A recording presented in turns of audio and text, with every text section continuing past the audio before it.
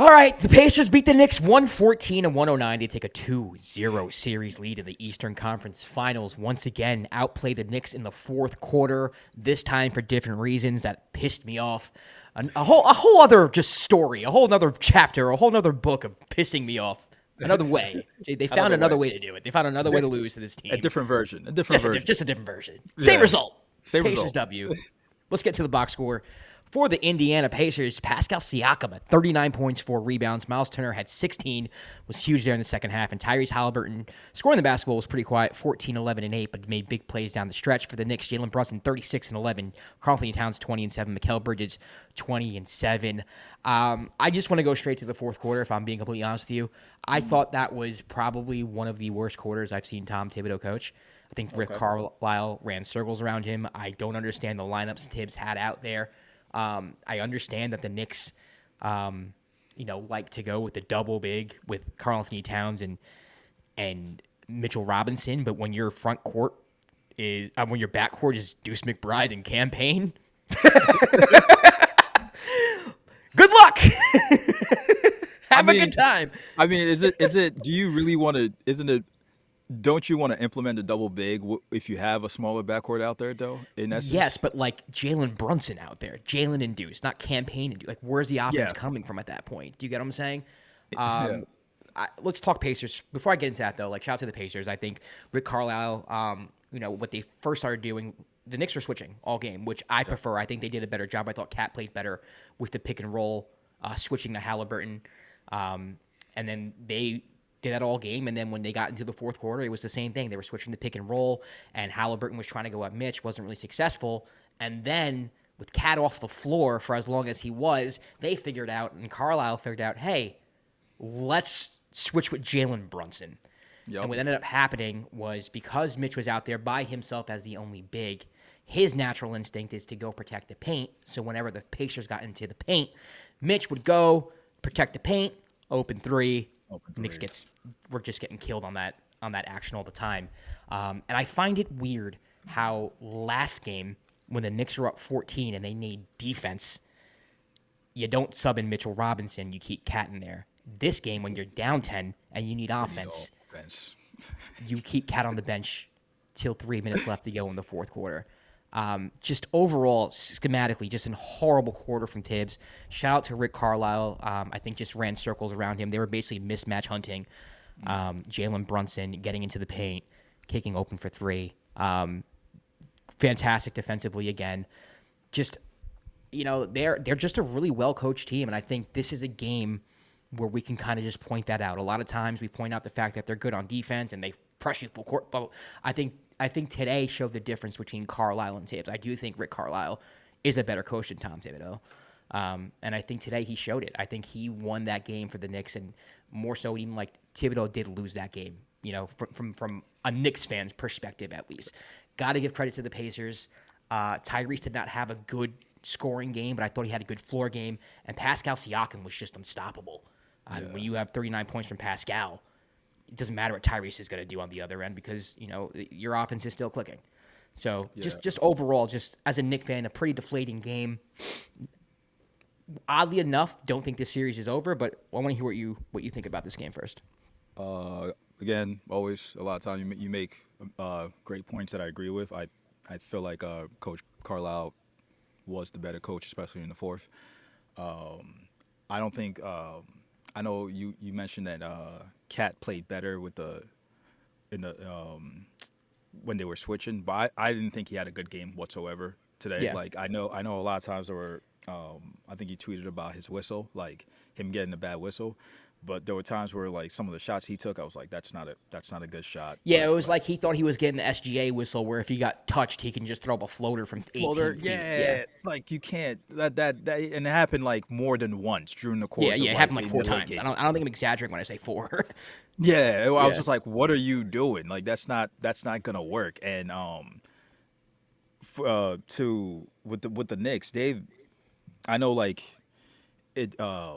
Cat is obviously the better player, but their stretches that they've played well in this series has been when Mitch is on the floor because his ability but with to Cat. switch with Cat, but even the the minutes that Cat is not on the floor, he still has Mm-hmm. made an impact. Like in terms of obviously his offensive rebound and being able to Yeah. switch and like hold up with the ball handlers and deter drives and all that. So that's been able to make an impact. I'll say this: going into the series, I viewed the Knicks as the team that, if they kept it close enough, they would be able to pull out victories, because Yeah. that's what they did in Detroit. That's what they did in Boston. It was always like they had the confidence where like, oh, we just keep it close enough, we're gonna find a way to pull out a win because we have Jalen Brunson and all that and make it work.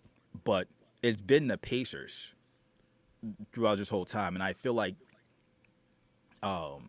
schematic aside, coaching aside, it just feels like they have. If watching the game, felt like they have the psychological advantage during the course of the game, and that's when you could tell when the game gets tight. You can kind of hear the crowd Like, feeling uneasy. Yeah, you know, a lot of nervous energy in Madison Square Garden. Exactly. Like you're like, oh, what's and even And the possessions are awful, like awful possessions. Like even when they Exactly. score, it's like we don't know what to do with like, and it's just it's terrible. It's awful. it feels like you're playing antsy when you can't play antsy against a team that's, like you said, very well coached. They know who they are. They have their style of play, and the Pacers hit like big shots in big moments. Again, like what you said, the point when in the fourth quarter they started targeting Brunson, and then drawing in Mitch, so that ended up like a Miles Turner open three in the corner. Like Mitch's response is is to help, and if the ball handler can't stay in front of the guard, he's gonna try and show to help, and that's open up corner threes and open shots. Close. It was the game going into the fourth is a tie game. It was a tie game, and you threw campaign. Listen, Pacers DeLon fans. Wright. Yeah, I saw you tweet Game out one, like I made it as much about the Pacers on this channel as I possibly could. I'm switching gears a little bit right now and complaining about the Knicks. We're down 0-2. Game one, bro. Like a game two. Campaign can't be in this. He cannot be in the rotation anymore. No, because honestly, even if he's in there for his offense, which I think Tibbs gets him in there for, because it's not defensively, DeLon Wright's a better defender than Campaign. I talked about Tyrese getting into the lane against Brunson on the switches. Before that, he was TJ McConnell getting into the lane, drawing Mitch. Ben Shepherd for three. Pascal Siakam for three. It was the whole fourth quarter of the Pacers doing that. So it wasn't just like when Brunson got in. It was Campaign. Like it was that. And so for me, it's just like, at what point, like, do you switch it up? He's been awful. Campaign has been awful. Even when he hit 2 threes in game one, I was yelling at my TV every other possession that he was in. He's been bad, man. He's been bad. You have a defensive-minded point guard on the bench right there who can hit an open shot. Put him in the game. Give him a chance. See what happens. Maybe and I'm not saying DeLon Wright would have been the difference in this game, so I don't want Pacer fans thinking that. But it's just these are things like I just thought Tibbs had a really awful fourth quarter, like just an awful fourth quarter. I mean, with his scheme, with the plays, like you're with Cat off. You're down 9, you're down 10. You need points to make up, and you have the big man that you traded for in the offseason on the bench. The whole reason why you got him was to create all this room on offense. And at the time when you need him the most in Game 2 of the Eastern Conference Finals, down 1-0, he's on the bench when you need to make up 10 points. That's crazy. That's crazy. I'm sorry. That's insane. I was gonna say like to your point with Campaign. The level of trust Tibbs has for players is always evident. He's got something on his, bro. He's got something. I don't know what it is. It's just he's got a vanilla envelope on the desk. Not even that. I'm like in terms of like being able to go deeper in your bench. Like Tibbs is just stuck on like, this is who I'm gonna play regardless, win, lose or draw. Like you watch the Pacers with their style of play. Like they play a lot of players. I didn't know Tony Bradley was still in the league. Like he got into the game, and I'm like, wait, what? Because they needed a big. They didn't want to go with Obi as the only big when both of your bigs got in foul trouble. But like even a coach like Carlisle having confidence enough to like, I can throw in this guy for however many minutes and be okay with it. Yeah, like that's you need to have that type of confidence in your team. And I mean we've talked about with the Knicks previously on other recaps. It's like, he plays the starters heavy minutes, and then the 2 or 3 players he trusts on the bench who play him the heavy minutes, and that's it. But like you said, there's another player on the bench that could maybe swing a couple of possessions here and there. You're getting nothing from campaign. You're getting absolutely nothing. You're getting nothing. And the playoffs is just endless. Like 2-3 possessions make a difference. Yeah, they make a difference. Look at this. I mean, the Knicks are down 3. And even that, he didn't call a timeout. 14 seconds. I get it. Like, you trust your players, but in this situation, when you know the team can foul you, Jalen Brunson took a panic 3-pointer from like 35 feet because he was afraid of getting fouled. Bad shot. It was a terrible shot. But like, that's coaching. You know what I mean? That's coaching. And why not get fouled though? Why not get fouled? No, I agree with you on that. But at the same time, like, you still, like, as a player, you're knowing it's coming. I agree with you 100%. Yeah. But you should still, as a coach, call a timeout. I don't care if it's your last timeout. Because if you tie up the game with a 3, they have 9, 8, whatever it is. You're not going to use that freaking timeout. Like, use that timeout, set something up, get a good shot. I don't know. I just thought it was terrible, man. And Pascal Siakam had a fantastic game. I don't want to overlook that. I mean, he single-handedly was the reason why they were 3 points down at halftime. He was cooking everybody. He was killing OG in the beginning. I mean, just hit everything he took. He was hitting threes. He was active on the boards. He was just, even when he wasn't getting rebounds, he was like making deflect. He was everywhere. He was everywhere. And also, I wanted TJ McConnell had a good game. Besides him taking fantastic. Besides him taking 2 threes. I hate him. I hate him, but I love him. That's a compliment. It's a compliment. But I was about to say, besides him taking like 2 threes, I don't care if you're open. Like, TJ doesn't shoot threes. Like, go take your mid range, be comfortable. But like his ability just to get in the lane, be like a pest, and hit these shots. Like, I think the Pacers have so many players they can throw at you. Like, even Ben Shepherd hit big shots. Yeah. Also play defense like up and down. And I don't think hasn't had a good like. Ben Mathurin has been playing horrible. Mathurin hasn't been that good. Nembhard hasn't really been that good offensively, or hasn't done much offensively. I mean, even in this game, Tyrese Haliburton, I think he had 2 points at halftime, bro. Like, come on. Like, you got to win this game. You have to win this game. You're looking at it. I mean, does it just come down to the Pacers are the better team, though? I think you can make that case for sure. I mean, I said it in our series preview. Like, my head says Pacers 6. Yeah. I chose Knicks in 7 because I'm a Knicks fan, and I can't. You can't walk to New York City. Show my face out there. So it's like, hey. But yeah, I mean, I think you can say that. I think you can say the Pacers are better. I think they're a better coach team.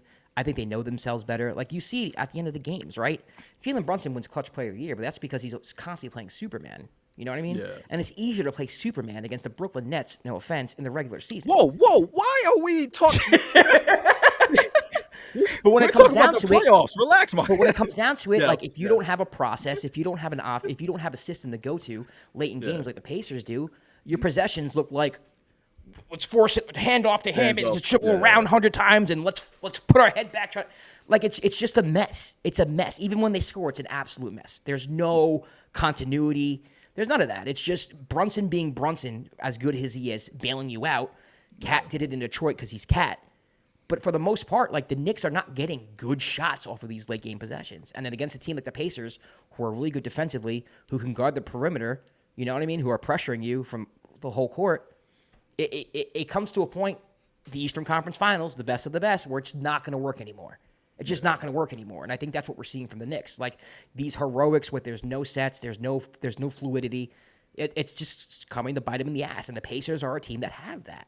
They understand themselves.